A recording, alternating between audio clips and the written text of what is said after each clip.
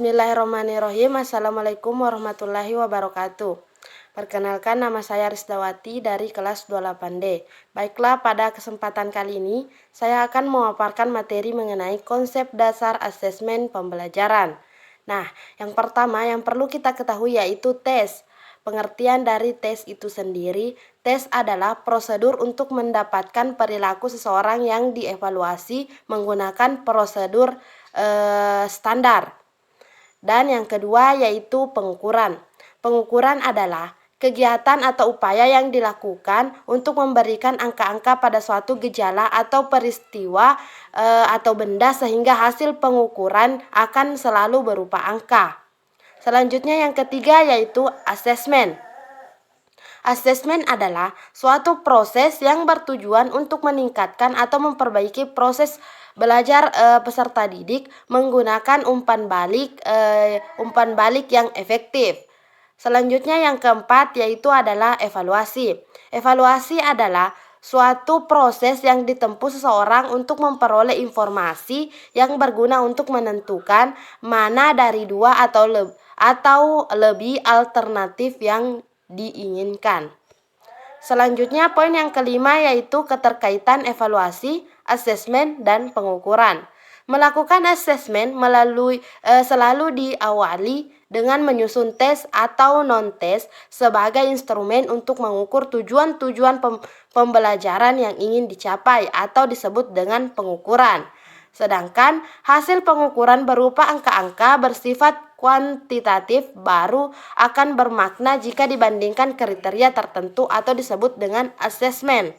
Dan hasil yang diperoleh dijadikan sebagai landasan pengambilan keputusan dalam pembelajaran disebut dengan evaluasi. Selanjutnya adalah tujuan dari asesmen. Adapun tujuan asesmen adalah untuk menilai kemampuan individual melalui tugas-tugas tertentu, menentukan kebutuhan pembelajaran, membantu dan mendorong peserta didik untuk belajar lebih baik. Selanjutnya adalah fungsi dari asesmen. Bagi guru, asesmen dapat berfungsi sebagai umpan balik pada program koreksi atau perbaikan, membantu pembuatan laporan, dan meningkatkan efisiensi pembelajaran. Sedangkan fungsi asesmen bagi peserta didik yaitu adalah memantau kemajuan yang harus dicapai oleh siswa dan berusaha untuk mencapai yang lebih baik. Selanjutnya yaitu adalah prinsip dari asesmen. Prinsip asesmen terdiri dari beberapa. Yang pertama yaitu prinsip validitas, yang kedua prinsip reliabilitas, yang ketiga prinsip kompetensi, yang keempat prinsip komprehensif, yang kelima prinsip objektivitas, dan yang keenam yaitu prinsip mendidik.